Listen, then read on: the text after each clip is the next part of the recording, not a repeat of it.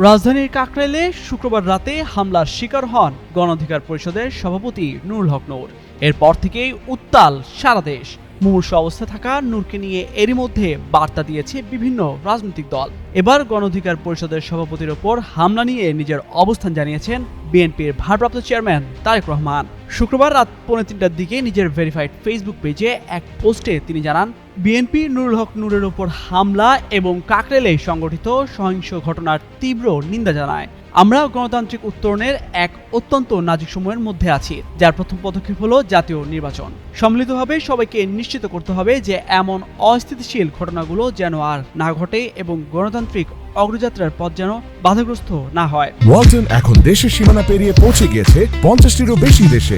ওয়ালটন, ঘরে ঘরে বিশ্বজুড়ে। তিনি আরো বলেন, গণতন্ত্রপন্থী অংশীজনরা, যার মধ্যে বিএনপি ও তার মিত্ররা রয়েছে, তাদের অবশ্যই সংযম ও সহনশীলতা বজায় রাখতে হবে। গত বছরের অভ্যুত্থানের প্রকৃত চেতনাকে অবশ্যই প্রাধান্য দিতে হবে। তারেক রহমান বলেন, আমরা যদি বাংলাদেশকে এগিয়ে নিয়ে যেতে চাই তাহলে আমাদের এই মব ভায়োলেন্সের সংস্কৃতির বিরুদ্ধে সতর্কতা বজায় রাখা উচিত। আইনের শাসন সমুন্নত রেখে একটি শান্তিপূর্ণ ও স্থিতিশীল দেশ গড়ে তোলা উচিত। কেবল গণতান্ত্রিক পথে জনগণকে ক্ষমতায়িত করা এবং সবার জন্য ন্যায় বিচার, সাম্য ও মর্যাদা নিশ্চিত করার মাধ্যমেই আমরা একটি ঐক্যবদ্ধ জাতি হিসেবে সফল হতে পারি।